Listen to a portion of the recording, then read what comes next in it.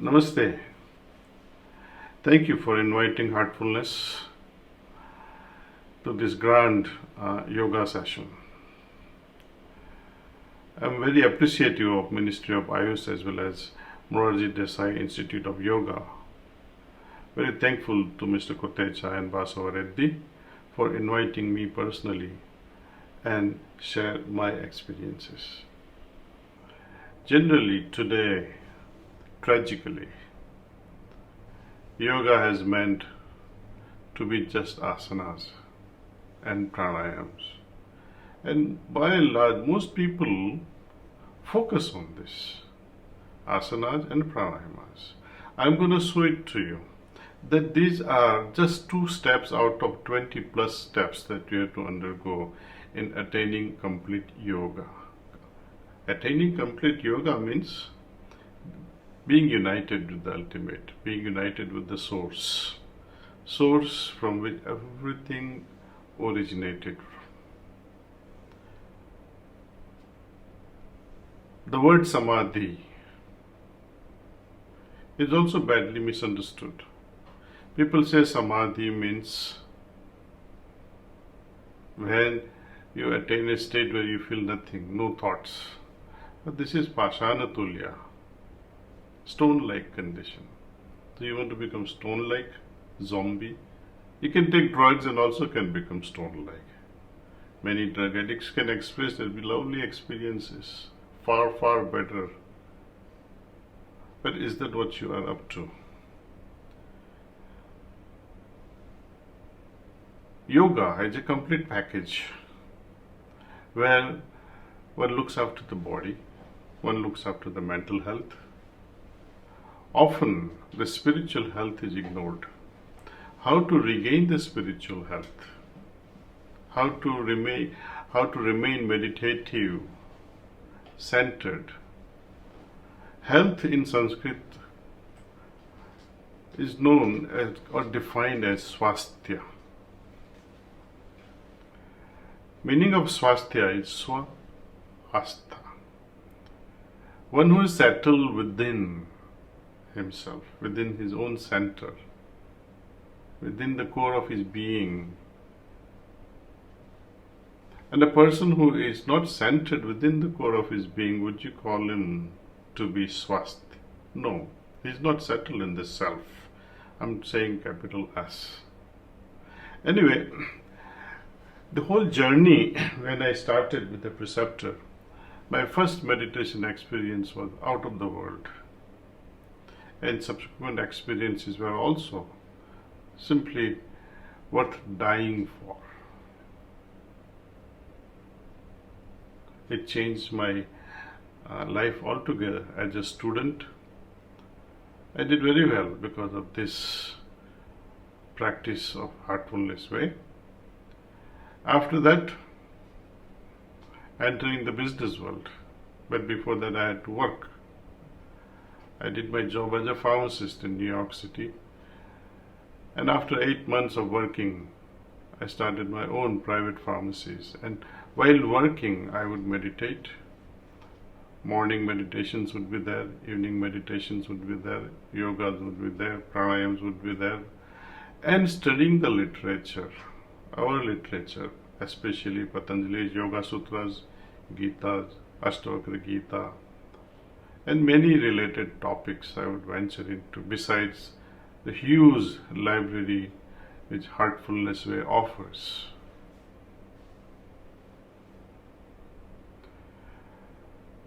You know, when we hear of great saints like Kabir, and he talks of raindrops falling in the ocean and becoming the ocean, this is his style of expressing the final merger with God.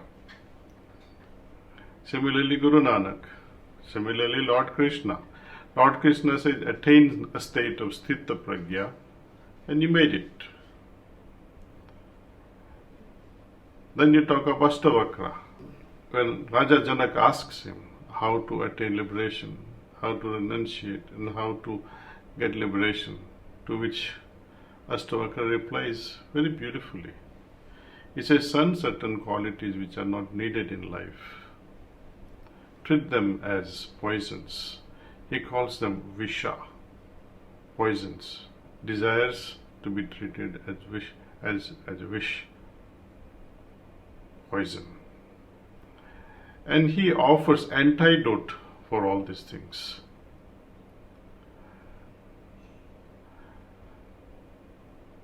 These antidotes are something like be compassionate, be forgiving, be content, all this, be. Like Lord Krishna, be sthita pragya. Lord Mahavir also talks in a similar way. Lord Buddha talks of nirvana, attain nirvana. How to attain nirvana? Everybody talks, be this, be that, attain this, attain that. My main interest as a spiritual seeker has always been how to arrive at a certain state. People say, I'm helpless but become angry under many situations.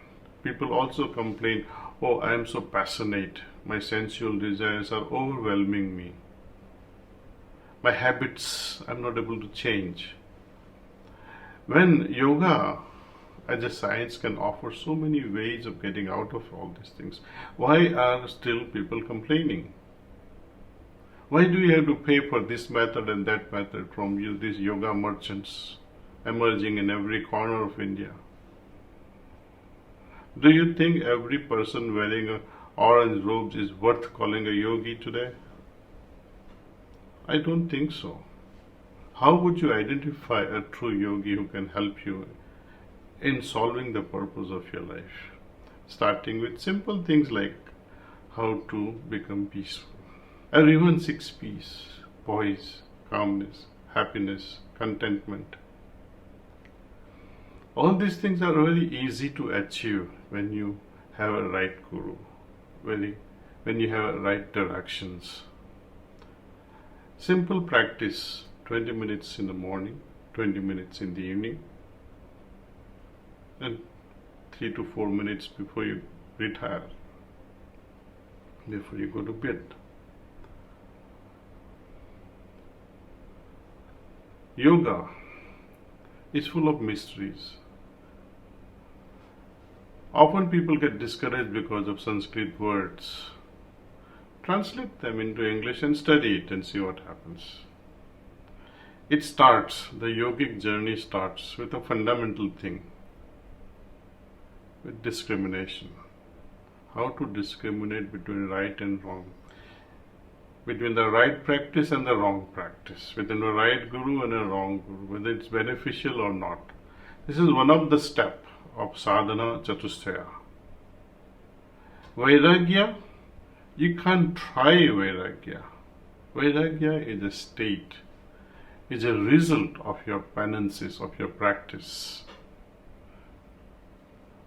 Mumuksattva is also a state which you arrive after a practice. So practice is fundamental thing, and practice should be such.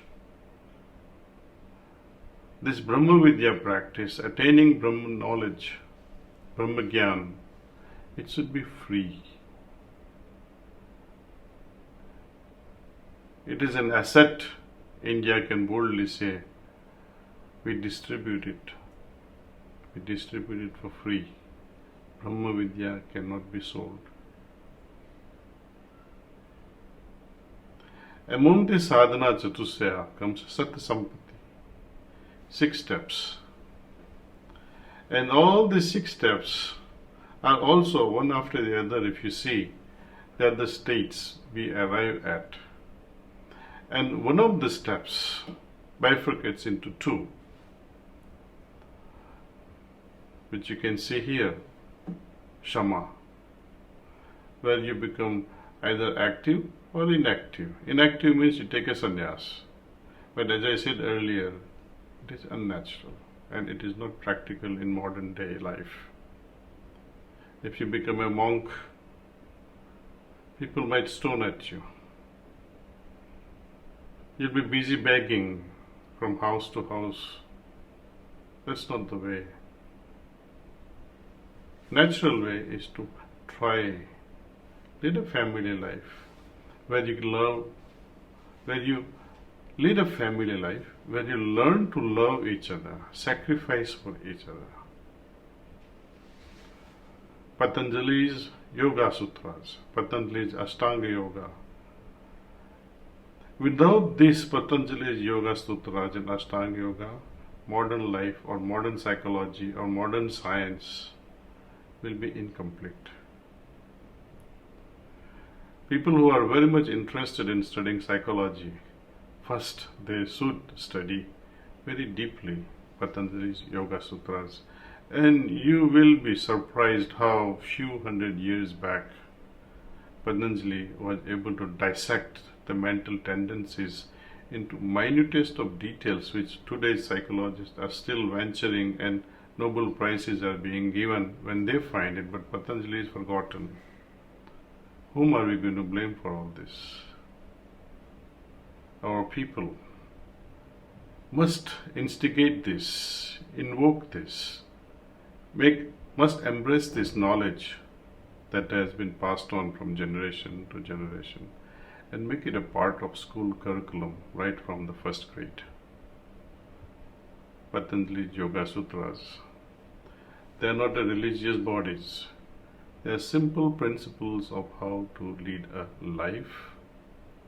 For example, when the very first step of Patanjali says Yama, I was very intrigued by this word Yama. Why Patanjali uses this word Yama,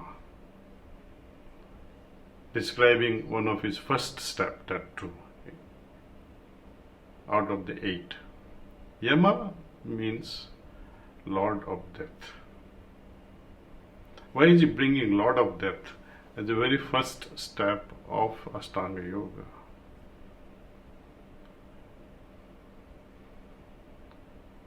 It is to curb, it is to kill all that is detrimental to personal growth, as well as whatsoever I do should not affect others. That's why the principles like non-violence, being truthful. It is good for the goodness, showing your goodness, showing your affection, showing your compassion towards the other, not stealing. It is not hurting someone.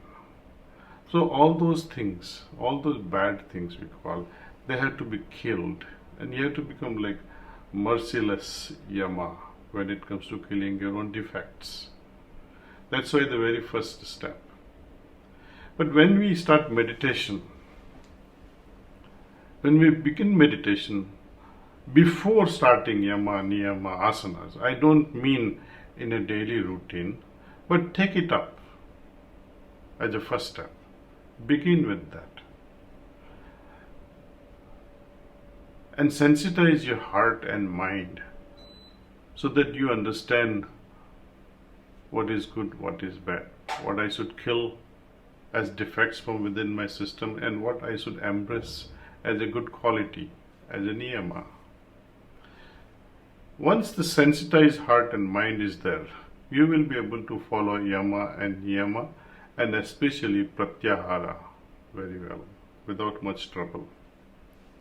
But before you meditate every morning, I would highly recommend few minutes of asana and few minutes of pranayama will set you in a good state of mind to enter into dhyana, which can culminate into samadhi. Now, most meditators have this problem with thoughts. And the heartfulness, it's very easy to regulate your mind, regulate your thoughts, and arrive very simply and very easily into a state of samadhi. Most people, I would say 99% of people, they experience samadhi in the very first session. You need not go to any foreign place or any ashrams to experience this thing. You can request such a training remotely also. You can download this Hearts app and see how you can connect with a trainer. These trainers are enabled to transmit yogic energy. We call transmission or pranahuti. It is because of this pranahuti that many things happen. Number one is you are able to dive deeper into a state of samadhi. Second, you are able to regulate your thoughts. Third, you are able to remove thorns and thistles on your path. When you are meditating, how to go deeper while removing the unnecessary thoughts before even we face them. See, it's like you're walking in a forest, and as you're walking, the new paths are being created by an invisible energy. Won't you like that? Something like that happens when we are meditating. With the help of this pranahuti, we are able to naturally arrive at a state of samadhi, which is quite experiential.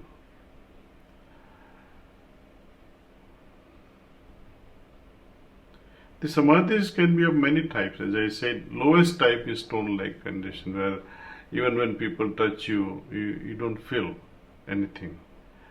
That is a stone-like. That's a very low type of thing. Another type of samadhi is where you know you are lost. You are absorbed inside yourself, and you are fully aware of that. That means you are conscious about your unconscious state inside. Next level, it's Sahaj Samadhi. It is described in our yogic shastras as Turiya state, a fourth condition, which is similar to a relaxed state that you find in Susupti. But you are fully aware of the inner state. It is like a yogi who is asleep but fully aware. This is Turiya state. People have heard this term Turiya, but rarely you will find a person who has experienced it.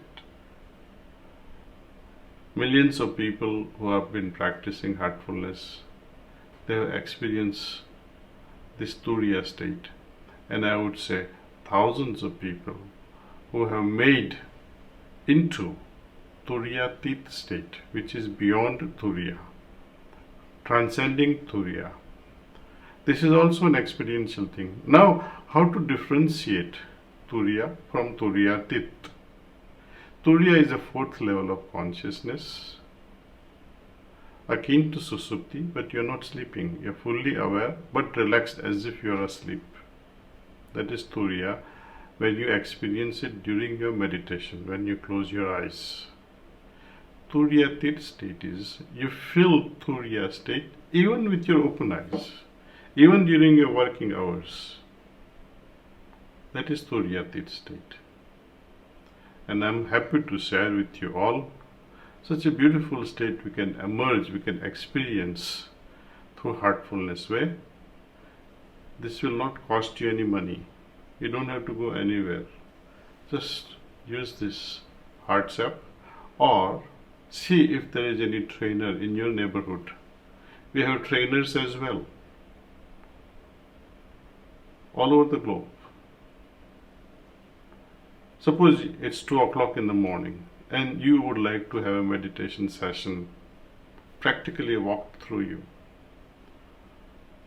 You will not find somebody. Suppose you're in Delhi at 2 o'clock in the morning. Whom would you wake up as a trainer? Use this app. Maybe when it is 2 a.m. in Delhi, it is evening in New York. Somebody who is a trainer in New York and sees this request that so and so is requesting a meditation session will log into you and walk you through this meditation. It's that simple. So I welcome you all. Practice yoga. And I'm very proud of this initiative made by this government, that worldwide now yoga has become a home terminology. Congratulations and thank you for inviting Heartfulness and sharing the philosophy behind it. Once again, thank you with pranams.